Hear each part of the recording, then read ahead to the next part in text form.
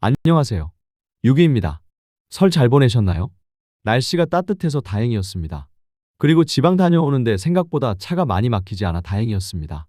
스마트폰이 발달하면서 소비자들은 합리적인 선택을 할 수 있는 기회가 많이 생기는 것 같습니다.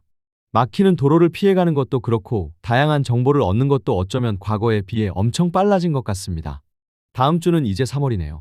그럼 2월 23일 6위의 외환시장 이야기 시작하겠습니다. 먼저 지난 2주를 간단히 살펴보고 가겠습니다. 2주 전 마감대의 가격은 1460원 초반이었습니다. 그리고 일본의 자민당이 압승하는 모습이 나오고 약세를 예상했던 엔화는 오히려 강세의 모습으로 움직였습니다. 아주 잠깐 언급한 자민당의 압승이 오히려 조바심을 덜어준 계기가 되었고 이후 더욱 신중하고 안전하게 기존 정책을 펴나갈 수 있다는 예상과 자민당의 승리 후 다가올 엔화 약세를 미리 차단한다는 분위기에서 일본 당국의 구두 개입이 뒤따랐던 것이 엔화 강세를 이끌어낸 모습이었습니다. 157엔에서 출발한 엔화는 154엔대 이후 152엔 초반까지 하락하기도 했었습니다. 원화 역시 엔화 강세 움직임과 때맞춰 국내 증시에서 외국인 순매수 물량이 대거 유입되면서 1430원대 초반까지 하락하기도 했으나 이후 저가 매수 인식과 되돌림 받는 엔화를 보며 동반 조정을 받으며 1450원대로 올라선 후 설 연휴를 맞이했습니다. 설 연휴 동안에는 큰 움직임이 없었습니다. 다만 이란과 미국의 핵협상이 흐지부지했고 이에 대한 미국의 이란 공습이 곧 있을 것이라는 지정학적 리스크 그리고 일본의 다카이치는 총선에서의 승리를 기반으로 재차 총리로 추대받았고 이후 헌법 개정과 자신의 경제 공약을 실현해 나가겠다는 의지를 다시금 강조했습니다. 특이한 점은 지난주 후반 미국에서는 지난 1월 FOMC 회의 때의 의사록이 공개되었는데 금리 인상에 대한 시나리오를 언급하기 시작했다는 내용이 나왔습니다. 금리 인하에 무게를 두던 분위기에서 물가와 성장에 대한 우려로 인상을 언급하기 시작했다는 것이 달러를 강세로 이끄는 모습이었습니다. 이에 엔화 유로 원화는 소폭 약세의 움직임으로 전환하면서 한 주를 마감한 모습입니다. 미국 증시는 AI가 미칠 기술 전반에 대한 파괴 우려감에 조정을 받는 듯했으나 역시 AI 발전에 따른 부품 소재 기업의 상승이 전반적인 주가 상승을 견인하는 모습이었습니다.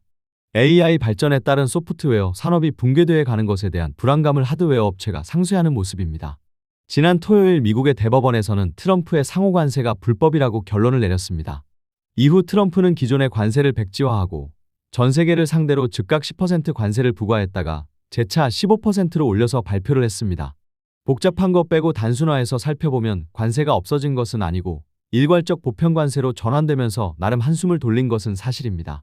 하지만 기존의 대미 투자에 대한 부분은 변하는 것이 없기에 결국은 조금 편해지기는 했으나 크게 달라질 것은 없다는 생각입니다. 이렇게 조금 편해지는 기분이 시장에서는 조금 더 크게 다가올 것 같고 그래서 원화는 조금 더 하락 안정화할 수 있겠다 생각됩니다. 환율 하락을 바라본다는 것입니다. 기존에 벌어들였던 관세 부분도 다 환급해줘야 하는 것 아니냐라는 논쟁도 있는데 이 또한 시간의 문제 그리고 법적 다툼이 길게 이어질 것 같아 시장에서는 배제하는 분위기로 갈 것 같습니다. 지난주 분석에서 1460원대에서 위쪽으로 상승하는 것은 점점 힘들어 보인다고 말씀드렸었고 업체의 물량도 예전과 달리 조금씩 시장에 공급되는 분위기라고 말씀드렸습니다. 여기에 관세에 대한 부담감이 줄어든다면 원화는 더 안정적인 모습으로 갈 것 같다는 생각입니다. 문제는 미국의 금리 인상이 언급되기 시작했다는 부분과 미국과 이란의 충돌입니다. 둘 다 장기적인 요인으로 시장에 부담을 줄 것 같습니다. 금리 인상은 물가와 성장, 고용시장 등을 보면서 판단해야 한다고 하겠지만 한 번 말이 나온 이상 인하와 인상이 번갈아 시장에 언급되면서 방향성에 대한 혼란을 가중시킬 것 같습니다. 이란과의 충돌 역시 한 번 시작되면 공급 몇 번으로 쉽게 끝날 분위기는 아닌 것 같고 러우 전쟁처럼 오래 끌진 않겠지만 어느 정도는 이란의 끈질긴 저항이 예상되는 부분이고 이에 인근 중동 국가로의 확전이 염려되는 부분이기도 해 유가의 불안감은 역시 물가와 연결되고 이는 결국 환율 불안을 불러올 것입니다. 이번 주 목요일 한국은행에 금통위가 있습니다. 이미 시중대출 금리는 심리적으로 오르고 있다는 뉴스가 나오고 있는 만큼 그리고 부동산 가격 안정에 대한 강력한 정부 의지가 보여지고 있는 만큼 한국은행에서 금리 인하에 대한 고려는 하지 않을 것으로 보이고 지금 갑자기 금리 인상을 한다. 이것 또한 아니라고 보이기에 동결을 예상합니다. 향후 전망을 역시 부동산 가격 안정에 동조하고 물가 안정을 최우선으로 한다라고 언급한다면 원화의 하락을 어느 정도 저지시키는 역할이 될 것이라 생각합니다. 이번 주 전반적인 움직임은 주 초와 중반까지는 하락의 움직임이 나올 것이나 하단은 어느 정도 제한될 것 같고 목요일 한은의 금통위 발표 이후 오히려 조금은 주 초에 낙폭을 줄이는 한 주가 되지 않을까 생각해 봅니다.